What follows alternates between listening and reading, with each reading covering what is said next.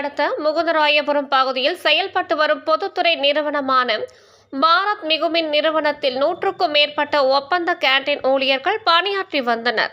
இவர்கள் தங்களை பணி நிரந்தரம் செய்ய கோரி 20 ஆண்டிற்கும் மேலாக நீதிமன்றத்தில் போராடி பணி நிரந்தரம் செய்ய நீதிமன்ற வாயிலாக தீர்ப்பு பெற்றனர்.